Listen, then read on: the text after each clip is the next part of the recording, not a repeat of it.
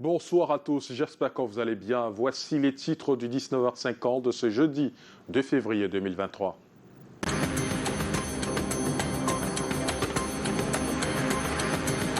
À la une ce soir, déjà des premiers résultats de l'enquête sur l'assassinat du journaliste Martinez Zogo. Plusieurs personnes interpellées dans cette affaire sont aux arrêts. Annonce faite par le secrétaire général de la présidence de la République dans un communiqué rendu public ce 2 février.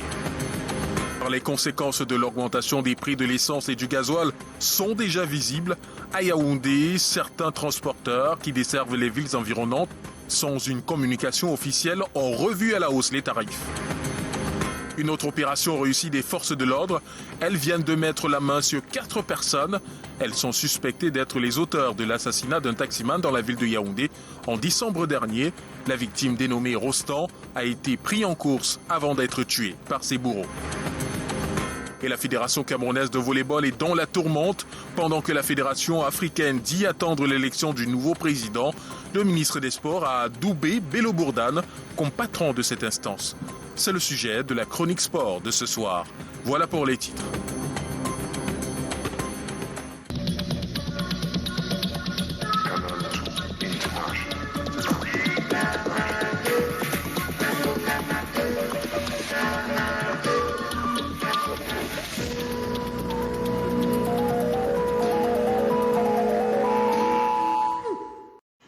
Du nouveau dans l'affaire Martinez Zogo, le ministre d'État, secrétaire général à la présidence de la République a signé ce 2 février un communiqué dont voici la teneur. Le ministre d'État, secrétaire général de la présidence de la République, porte à la connaissance de l'opinion publique qu'en exécution de très hautes instructions du président de la République, son Excellence Paul Biya, une commission d'enquête mixte gendarmerie-police a été mise sur pied afin de faire la lumière sur l'assassinat du journaliste Arsène Salomon Bani Zogo, alias Martinez Zogo. Les investigations menées dans ce cadre ont à ce jour permis l'arrestation de plusieurs personnes dont l'implication dans ce crime odieux est fortement suspectée. D'autres restent recherchés. Les auditions en cours et les procédures judiciaires qui s'en suivront permettront de circonscrire le degré d'implication des uns et des autres et d'établir l'identité de toutes les personnes mêlées à un titre ou à un autre à l'assassinat de Martinez Zogo. En cette circonstance tragique, le chef de l'État souhaite rendre un hommage appuyé au regretté journaliste Martinez Zogo et redire son soutien à toute la profession. Il réitère à la famille du défunt ses condoléances les plus attristées et l'assure de la compassion de la nation tout entière. Le président de la République réaffirme sa détermination à continuer avec le gouvernement ainsi que les Camerounaises et les Camerounais de bonne volonté son combat en faveur de la démocratie, des droits de l'homme, de la bonne gouvernance et du progrès. C'est fait à Yaoundé le 2 février 2023, signé le ministre d'État, secrétaire général de la présidence de la République, Ferdinand Ngongo. Il s'appelait Rostand Yumbi Jopnan. Il a été enlevé et assassiné le 24 décembre dernier, taximan dans la ville de Yaoundé. Il a été pris en course pour Hawaï, lieu où il sera froidement assassiné et son corps enfui dans une cacaoyère. Ses bourreaux viennent de tomber dans les filets de la gendarmerie nationale et une descente sur les lieux du crime a permis de retrouver le squelette, seul reste de l'homme de 42 ans. Plus de détails dans ce reportage d'Arnaud Gueffak et Serge Alain Zebo. Ils sont 4, unis par le crime, butin d'une opération de la première région de gendarmerie menée entre Yaoundé, Fou et Abomba. Leur victime, Rostand Yumbi Jopnan, conducteur et propriétaire de ce véhicule à usage de taxi. Enlevé puis assassiné le 24 décembre dernier, tombé dans un traquenard savamment monté par son ami, un militaire révoqué. La victime est prise en course par ses bourreaux. Il s'amène ici au village Hawaï.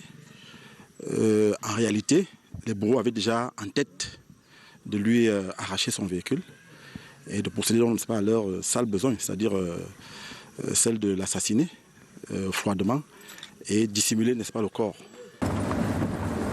Mission commandée vers Hawaï à la recherche de ce corps dissimulé depuis le 24 décembre.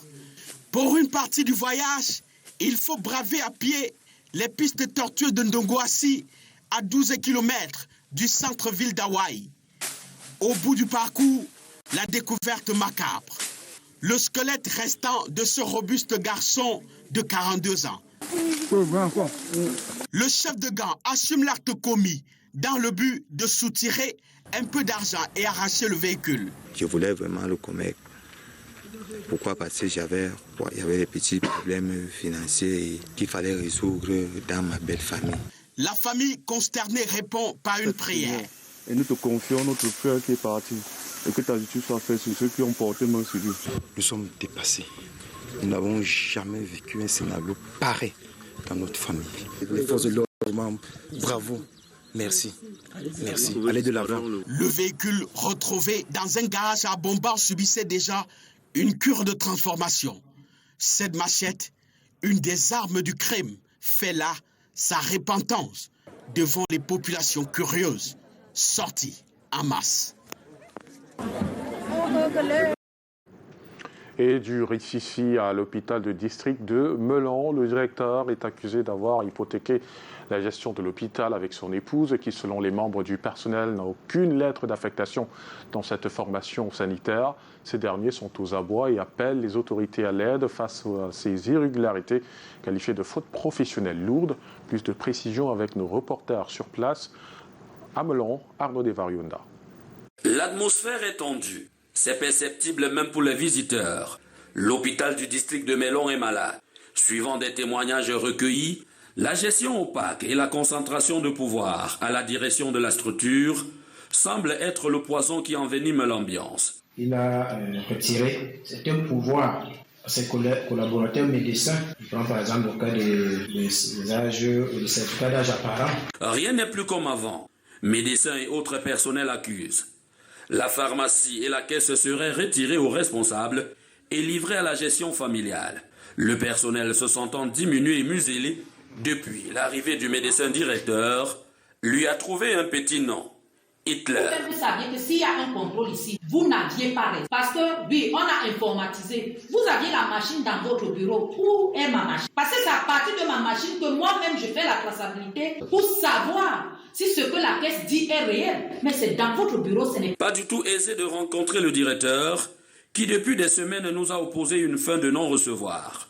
Face aux récriminations, le sous-préfet et son état-major se sont rendus également à l'hôpital, mais n'ont pas pu rencontrer le directeur. Le directeur absent, surveillant général absent en début de semaine. J'ai pris l'exemple du corps humain. Les mains ne peuvent pas faire le travail de la bouche. Chacun a sa place et chacun devrait faire son travail conformément à la réglementation.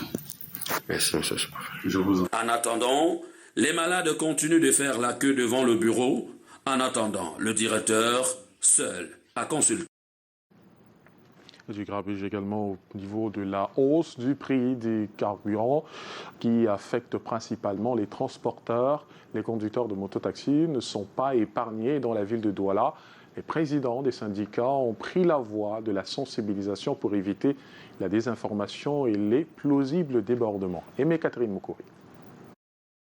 Réunis devant leur station-service habituelle, ces conducteurs de mototaxi attendent impatiemment de recevoir le précieux liquide.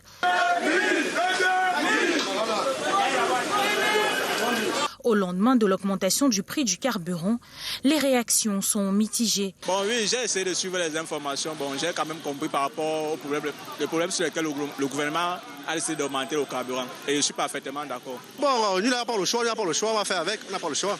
On ne comprend rien, on ne sait pas pourquoi ils ont augmenté le carburant. Nous serions obligés de ligner derrière le gouvernement parce que on ne peut pas faire la fausse avec le gouvernement. Les responsables des syndicats ont décidé de sensibiliser leurs confrères sur l'importance de suivre la mesure du gouvernement sans heurts. Ils ont apporté un soutien primaire à ces derniers face à la hausse.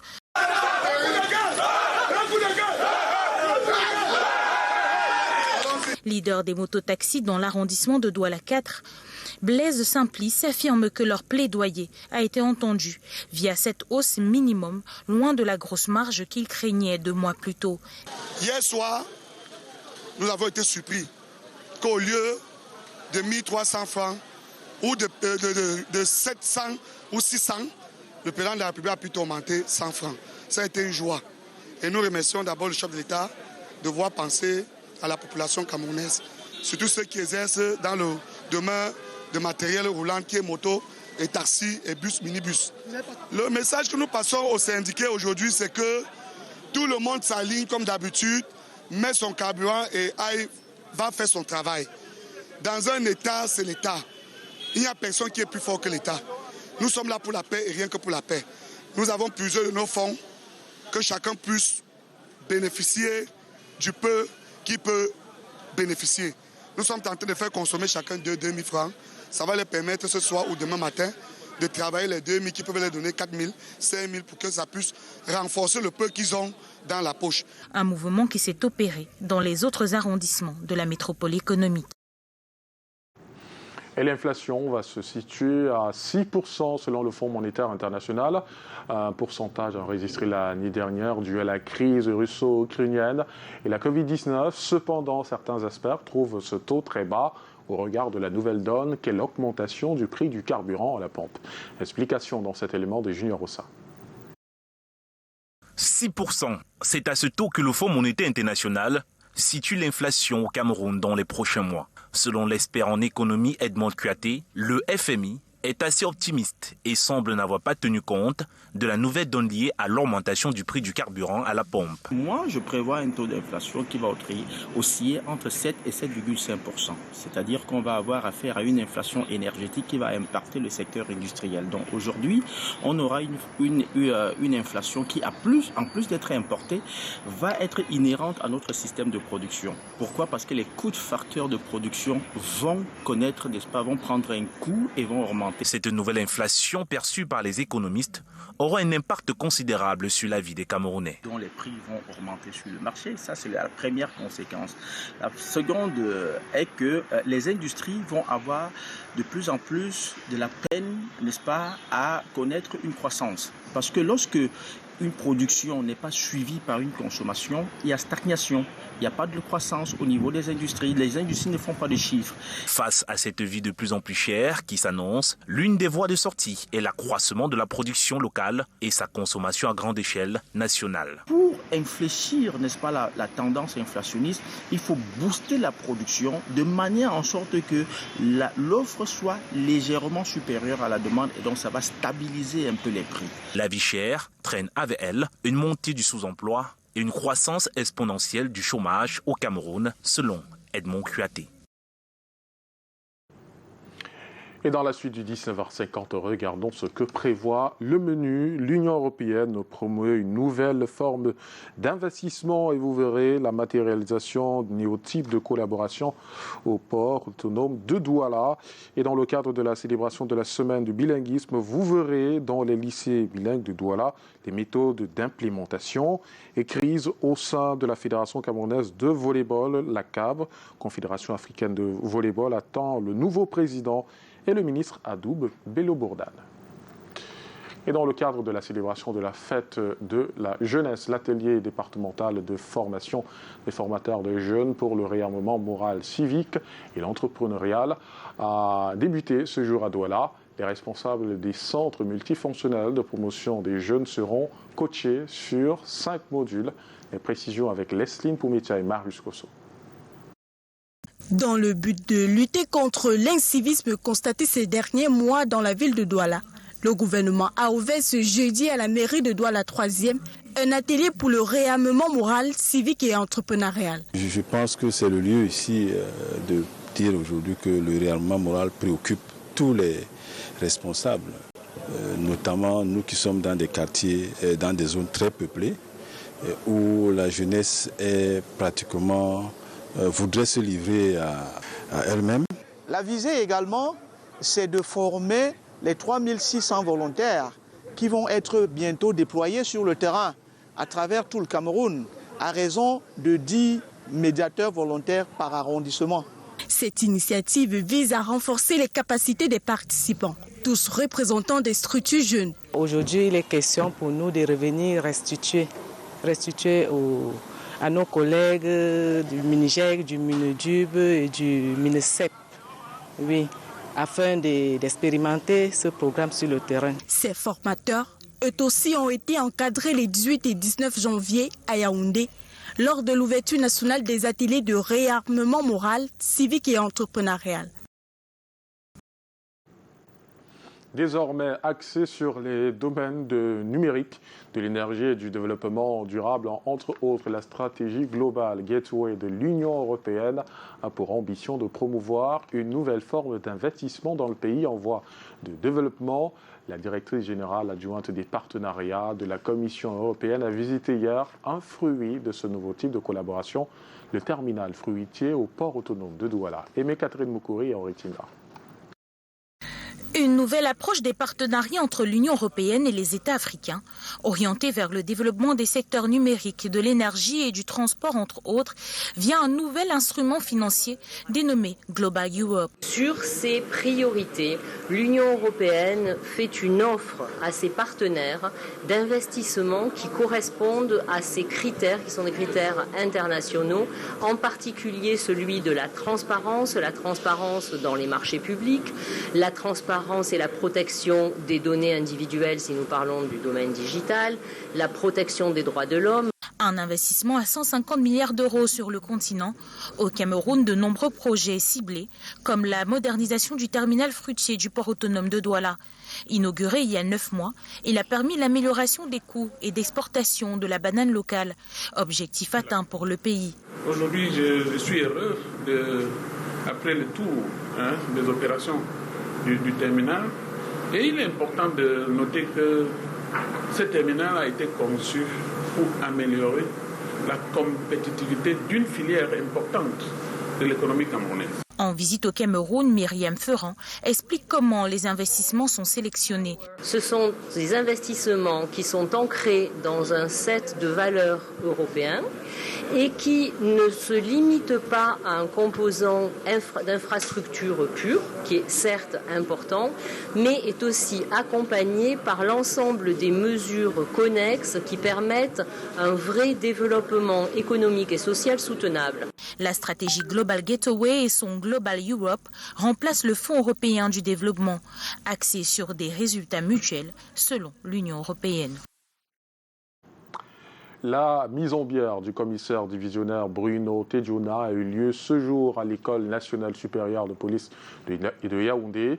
Décédé le 26 décembre dernier, ce haut fonctionnaire de police à la retraite a entamé son dernier voyage, non sans recevoir un dernier hommage de corps en présence de sa famille, amis et collègues, Joël Diom III et Samuel Ebakissé.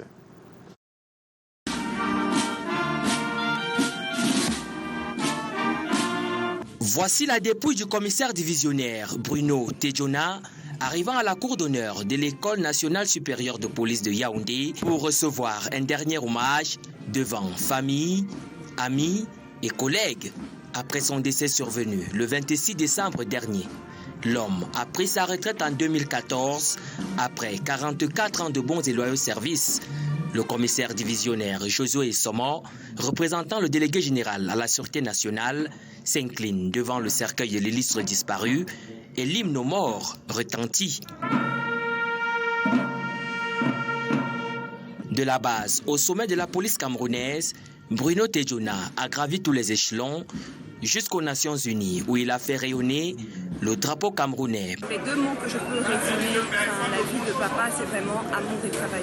Donc ce que je souhaite, c'est que nous, les enfants, en tout cas, on soit vraiment à la hauteur. L'homme s'en va, auréolé d'un ultime hommage, rejoindre la terre de ses ancêtres à Bafou par Tchang, où il sera inhumé samedi prochain.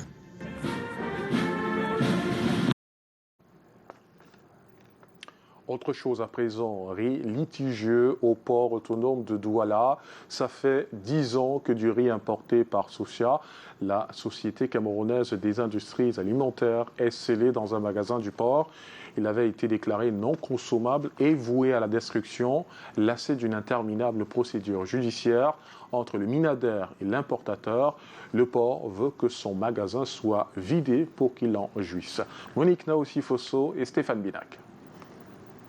Voici en photo les 7000 tonnes de riz querellé de l'importateur Socia, scellé au port de Douala depuis 2013. Le ministère de l'Agriculture, à travers son unité de contrôle phytosanitaire installée au port, avait stoppé la sortie et sollicité la destruction de la cargaison, arguant la présence des substances qui mettraient en danger la santé humaine et animale. On peut être exposé au cancer, cancer sous toutes ses formes, donc cancer du sein, cancer du foie, cancer de l'estomac, pancréas, cancer, parce qu'on a trouvé des traces de métaux lourds, qui est le mercure. L'importateur Socia, la société camerounaise des industries alimentaires que nous retrouvons à Newbel, n'en croit pas un traître mot. Ces laboratoires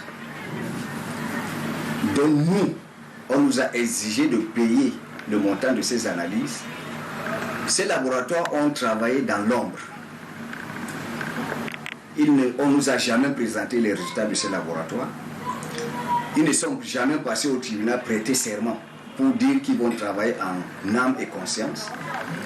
Leur analyse n'a pas été contradictoire. Nous sommes là victimes d'une mafia qui a été organisée par une certaine ONG et avec, sous l'instigation, parce qu'il faut le dire ainsi, du Minader représenté par le service phytosanitaire du port. Le magasin neuf restait fermé à cause des manques à gagner au port qu'il évalue à plusieurs milliards de francs CFA. Après 10 ans de ping-pong judiciaire entre le Minader et la société importatrice, le port autonome veut récupérer son entrepôt. Le PAD a provoqué l'ouverture du magasin neuf maintenant parce que, comme vous le savez, nous sommes engagés dans un vaste programme de reconstruction des magasins CAL. Nous avons déjà 3 magasins qui sont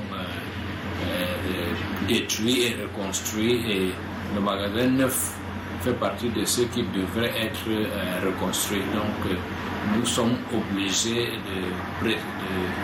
d'accélérer la procédure d'ouverture de ce magasin. Sous Cap, nous apprenons que le riz détérioré, vendu selon une procédure de gré à gré, va être recyclé pour en faire de l'engrais biologique et du biogaz.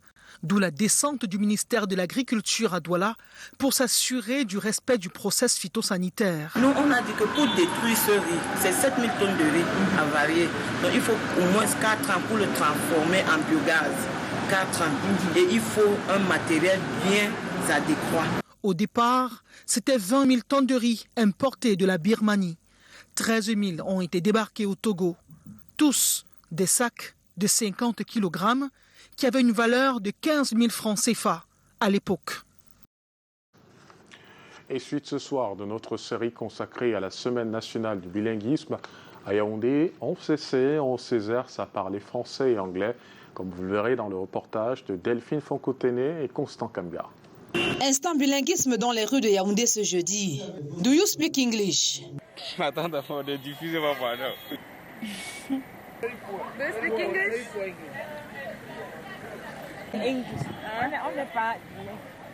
I don't speak English. Go na délégué régional là-dedans. Not enough. Small. Good morning, how are you? I don't know to speak very well. We have 2 languages, national language, French and English. So, j'essaie de me battre pour parler un peu anglais. Learning by doing, le maître mot. On s'essaie à parler les 2 langues nationales du Cameroun. Le Cameroun est bilingue. Vous n'êtes pas bilingue? Je suis bilingue. Vu que mon fils est bilingue, mon fils a fait le système anglophone. Pour un Cameroun 100% bilingue, chaque Yaoundéen a son astuce d'apprentissage du français ou de l'anglais. J'ai des applications qui me permettent de me booster. Je suis au centre pilote. J'ai des bribes de ce que j'ai fait à l'école. C'est quelque peu plombé par les gens qui parlent le pidgin. J'ai grandi dans les quartiers francophones en étant anglophone. Je peux lire, je peux m'informer au niveau de la télé en anglais. En lisant peut-être des romans en anglais, c'est juste l'effort et puis le fait que je me trouve dans la zone francophone. J'écoute aussi beaucoup de musique anglaise, j'écoute les autres parler. Je n'hésite pas à parler. When I want to talk, I talk. À défaut, beaucoup préfèrent retourner à l'école du bilinguisme, le centre pilote en l'occurrence. Ici, on n'est jamais assez jeune ou vieux pour maîtriser le français et l'anglais. Et nous nous sommes également intéressés à la pratique du bilinguisme dans quelques lycées bilingues de la ville de Douala. Quelles sont les méthodes pour l'implémenter? Quels sont les résultats obtenus? Les réponses dans cet élément de Lesline Poumetia et Marius Kosso. Dans ce lycée bilingue, dans lequel nous nous sommes rendus ce jeudi, certains élèves de la section francophone ont du mal à s'exprimer en anglais, du fait des préjugés qu'ils ont développés. My name is Gwenny Laurel. I am...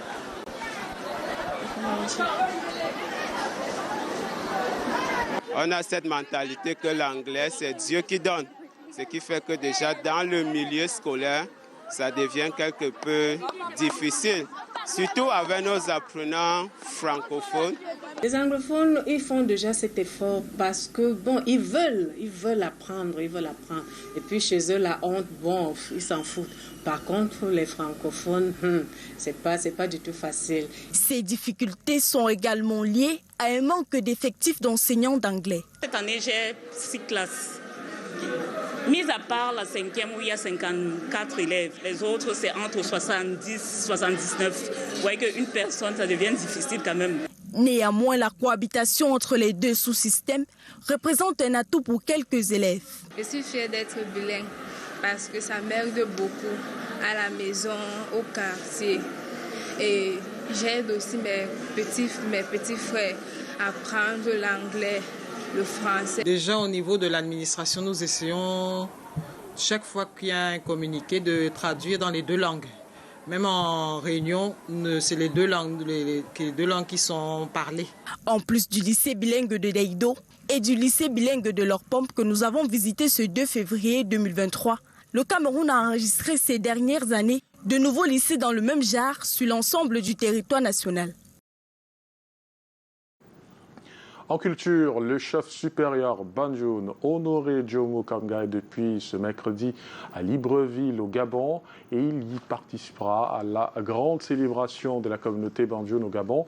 Occasion pour lui d'échanger avec les fils et filles de la communauté, mais aussi rencontrer les autorités gabonaises. Aimée Catherine Mokori. Aéroport international Léon Bach de Libreville, c'est un accueil des plus chaleureux qui est réservé à Sa Majesté Jomo Kanga Honoré, roi des Banjoun, et son homologue Tanefo Jean-Marie, roi des Bamindjinda, ce 1er février.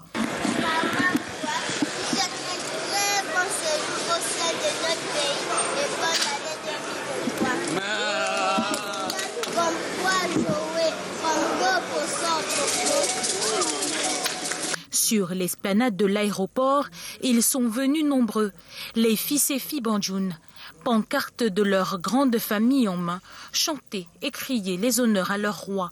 Une mobilisation sans pareil pour la communauté Banjoun du Gabon.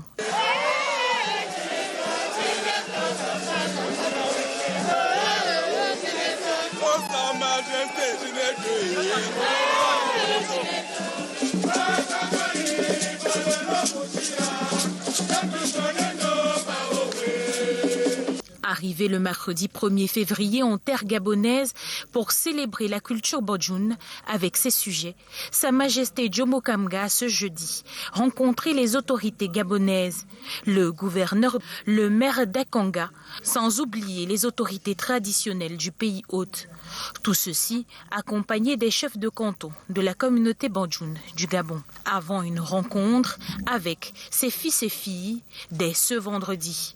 La communauté Banjoun sera célébrée avec faste ce samedi 4 février lors d'une grande journée culturelle regroupant artistes de renom et autres personnalités avec les fils et filles Banjoun du Gabon.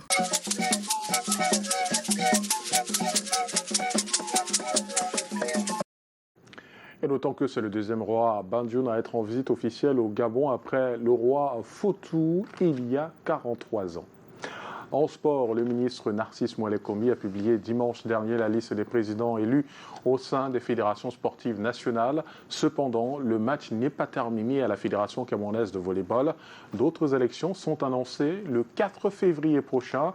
L'équipe sortante conteste les exécutifs élus le 21 janvier qu'elle juge illégitime. Une crise qui perdure. Daniel Anissé-Boudjé. C'est un bras de fer entamé depuis octobre 2022 à la Fédération camerounaise de volleyball. Il oppose 2 camps, celui du président sortant Serge Abouem, élu en 2013, et le camp de l'ancien vice-président Bello Bourdane. Alors que le processus électoral est enclenché pour le renouvellement du bureau, un recours est introduit par le principal challenger et le processus est suspendu le 14 novembre par le ministre des Sports. Narcisse Mouele-Kambi justifiait alors cette suspension par les multiples contentieux qui émaillent la fédération. Première semaine de décembre, la suspension est levée et l'organisation de l'élection poursuit son cours. L'exécutif sortant convoque l'Assemblée générale extraordinaire pour le 27 décembre à Balmayo. Cette fois, ce sont les membres du conseil d'administration eux-mêmes qui annulent la tenue de l'élection la veille pour, disent-ils, éviter des affrontements. Mais qu'est-ce qui fait problème ? En effet, en 2018, une assemblée générale a lieu et de nouveaux statuts sont adoptés en remplacement de ceux votés en 2013. Là se situe le nœud du conflit. Une partie des membres, conduite par Bello Bourdane, refuse d'aller aux élections avec ces nouveaux textes qu'ils jugent trop taillés à la mesure du président sortant et qui met hors jeu plusieurs membres de la fédération. Le ministère des Sports semble favorable à cette approche et autorise des élections le 21 janvier dernier dans ses locaux. Bello Bourdane est élu nouveau président.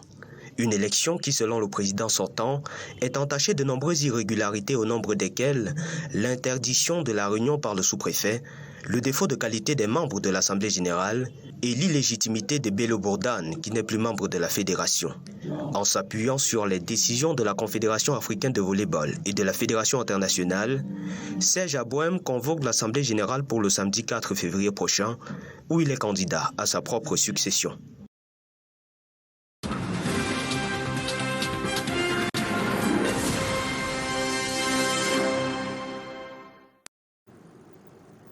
Et vous l'avez suivi, un nouveau bureau a été élu et doublé par le ministre des Sports, tandis que la Confédération africaine de volleyball attend du bureau sortant présidé par Serge Abouem les nouvelles élections prévues ce samedi à Yaoundé. Depuis hier, les débats ne sont plus dans les bureaux, mais désormais ça se joue au niveau des tribunaux. On en parle avec Marc Chouamo qui est avec nous ce soir. Bonsoir Marc, qu'en est-il réellement ? Bonsoir Alain Gisley Konga. Pas plus tard que ce matin, Serge Abouem, président sortant de la Fédération camerounaise de volleyball, attendait de pied ferme le camp d'en face chez le juge du référé pour prouver qu'ils ont respecté les 2/3 de l'Assemblée générale qui valide leur processus électoral bouclé le 20 janvier dernier avec l'élection de Bello Bourdane. Personne ne s'est présenté en dehors de leurs représentants, les avocats bien sûr. Hier, Bello Bourdane, pour sa part, a servi une mise en demeure à Serge Abouem afin qu'il restitue le matériel de la Fédération camerounaise de volleyball et cesse de nuire à l'image de l'institution avec ses nombreuses sorties de part et d'autre, car il n'en est plus le représentant, selon Bello Bourdane. Tout cela démontre à suffisance que l'on est arrivé au point de non-retour.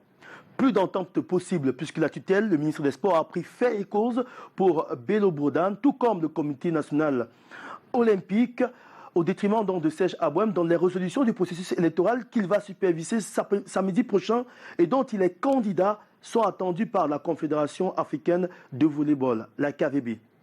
Un bicéphalisme qui intervient dans une année très chargée pour le volleyball camerounais, appelé à aller défendre les couleurs du pays pendant ces années, pendant ces semaines, surtout dans cette catégorie importante chez les seniors comme chez les jeunes.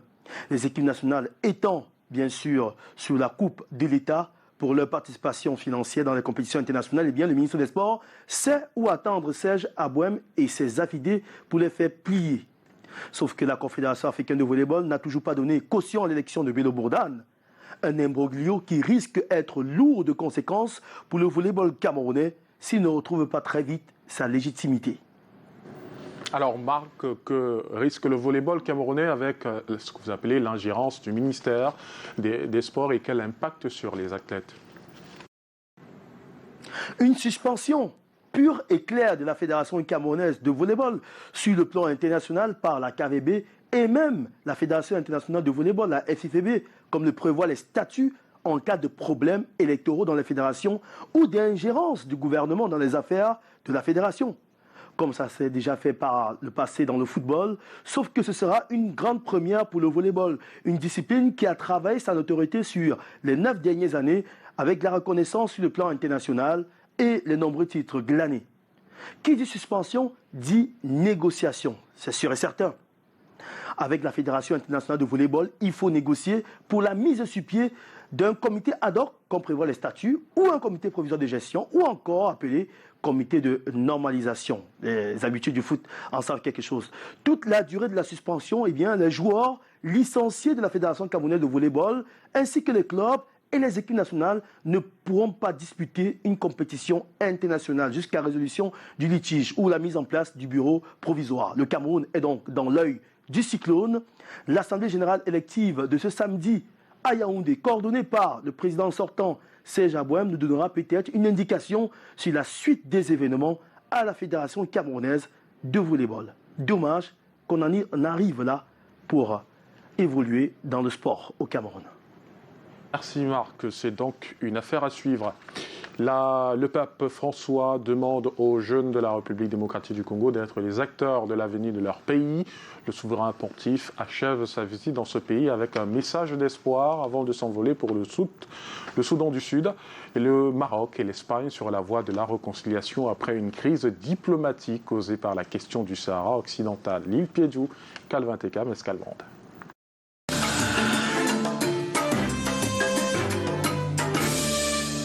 Le Premier ministre espagnol au Maroc pour consolider la réconciliation. Pedro Sánchez assiste à une réunion au sommet afin d'ancrer le partenariat stratégique entre les deux pays après une profonde crise diplomatique provoquée par la question du Sahara occidental.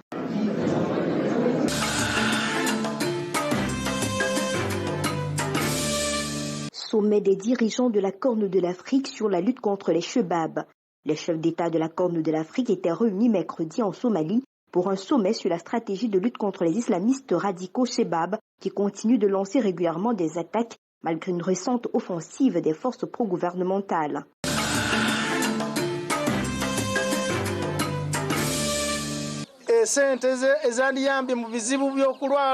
Moussa Hassahia a du mal à se souvenir du nom de ses 102 enfants et encore moins à subvenir à leurs besoins ainsi qu'à ceux de ses 12 épouses et 578 petits-enfants. Ce villageois ougandais du petit village de Bugiza, dans le district de Butaleja, finit par dire que trop c'est trop. Nous avons décidé de soumettre mes femmes au planning familial afin que leur nombre n'en mente pas. Explication de cet homme de 68 ans.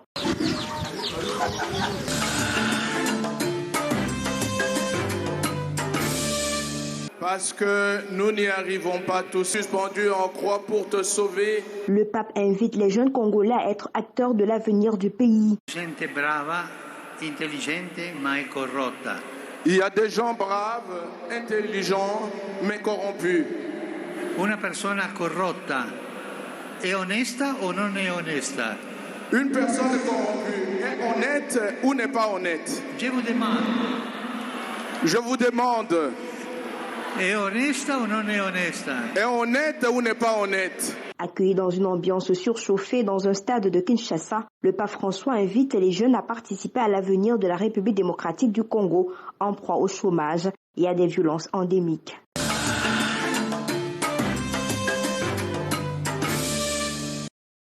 Le Grand Cru nous offre un show artistique ce week-end pendant que BGFI Bank Cameroun ouvre une nouvelle agence à Ngaoundéré et le PMUC réhabilite un pavillon à l'hôpital du district de Newbel. C'est le plus du 19h50.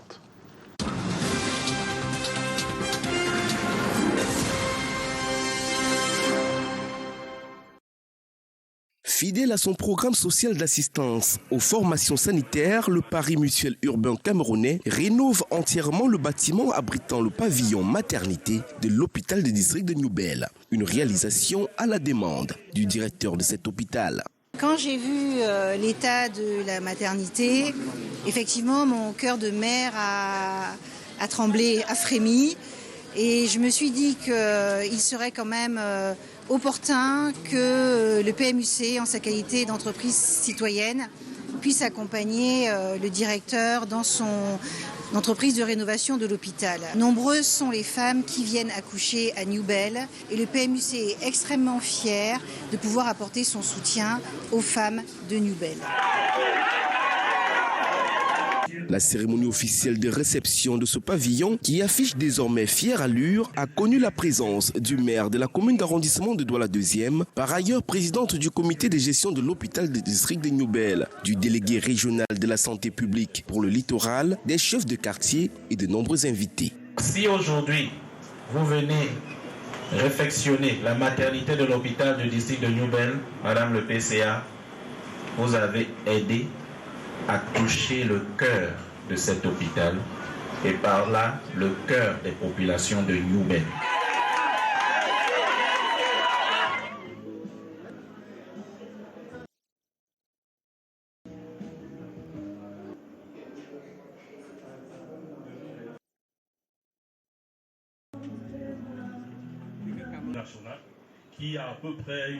Et on ne peut pas évoluer si on n'a pas rénové. Donc cette rénovation tombe à point nommé et c'est l'occasion pour nous de remercier le PMUC qui nous a accompagnés, qui d'ailleurs continue de nous accompagner dans ce processus de développement, dans cette vague d'amélioration des soins de santé et pourquoi pas l'utilisation des soins comme le dit notre ministre de la Santé publique.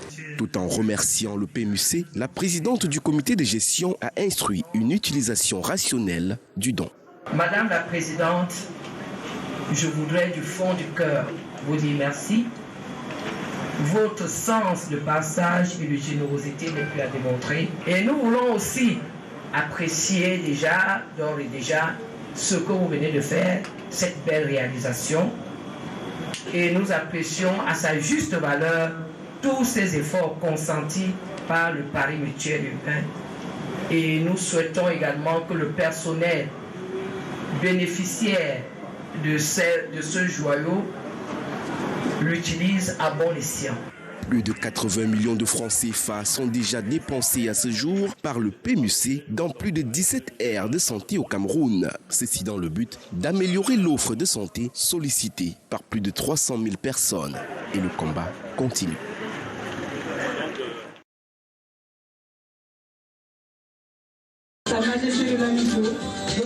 Du beau monde, ce 26 janvier en Ngaoundéry, pour accueillir la 19e pierre précieuse du réseau BGFI Bank au Cameroun. Agence baptisée Ambre, symbole de soleil, de pureté, de vitalité et d'immortalité, immédiatement adoptée par les habitants de cette ville carrefour, qui prennent ici possession des installations modernes et des services variés qui leur seront offerts 24 heures sur 24 et 7 jours sur 7. Nous leur offrons une qualité de service exceptionnelle et ainsi nous œuvrons pour la satisfaction du client et de tous les opérateurs économiques. Bienvenue à la banque BGFI Bank et beaucoup de succès à l'agence Ambre dans les diverses activités. Étoile Ambre, comme la joie de vivre des plus d'1,5 million d'âmes que compte la région de l'Adamawa, car après l'inauguration il y a quelques mois de la mini-centrale hydroélectrique de Mbakaou dans le Djerem, BGFI Bank Cameroun s'installe durablement en vue de relever le tissu bancaire et financier local. Un service bancaire différent, mais un service bancaire de qualité et de proximité qui fera en sorte que, comme le disait le gouverneur, nous nous situons dans la logique de l'émergence telle que voulue par les pouvoirs publics en accompagnant les projets. Aussi, la 3e agence du Septentrion, après Garoua et Maroua, est-elle située au cœur de la métropole Château d'Eau du Cameroun. Une position géostratégique à partir de laquelle elle sera le poumon de l'activité économique de cette cité en pleine expansion et partant de la sous-région, vu la proximité avec le Tchad, la RCA et le Nigeria. Aujourd'hui, nous avons des grands projets avec des abattoirs qui vont venir et nous souhaitons faire en sorte que plusieurs autres centrales, comme celle de Mbakao, puissent être mises en place dans la région de l'Adamawa. Avec la présence de cette banque, les activités vont se développer et la croissance économique tant souhaitée par le chef de l'État va se réaliser. Nous allons vers l'émergence. La nouvelle pierre précieuse incrustée dans le collier d'agence de cette entreprise respectueuse des traditions africaines rentre dans la politique du groupe BGFI Bank qui accompagne le Cameroun à relever son taux de bancarisation à plus de 80% à l'horizon 2030.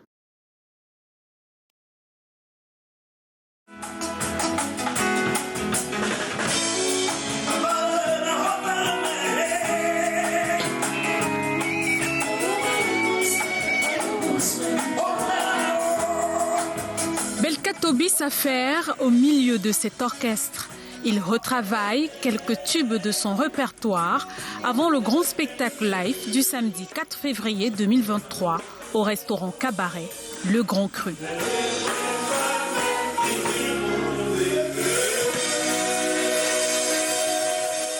trouver des musiciens professionnels. Et je promets à tout ce public qui viendra me voir qu'il n'y aura que la musique, pas de tapage.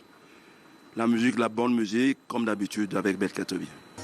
Le Grand Cru de Douala propose à son aimable clientèle 2 dîners spectacles d'exception et un brunch spécial mets du terroir ce week-end pour marquer son ouverture officielle. Chose promise, chose due. Ça fait depuis le mois de décembre 2022 que le Grand Cru, votre restaurant cabaret, est en plein rodage. Déjà pour le vendredi 3, nous avons un programme assez alléchant avec le crooner, Lover, comme je peux ainsi le dire, Bendeka, qui sera en attraction dès 20h ce vendredi. On aura également Belkatobi sur la même scène le samedi 4 et le lancement officiel du dimanche brunch du Grand Cru. Ça sera la grande découverte des mets du terroir. Et le lundi 6, dès 12h, c'est le lancement officiel des midis du Grand Cru, avec des menus vraiment taillés sur mesure pour la charmante clientèle que vous êtes. Autour d'un dîner ou d'un verre, les passionnés de la bonne musique pourront se délecter avec Bendeka et Belkatobi en guest star. Ce vendredi 3 février, je vous donne rendez-vous au Grand Cru. Nous allons bien nous amuser. Je vous attends, car j'y serai.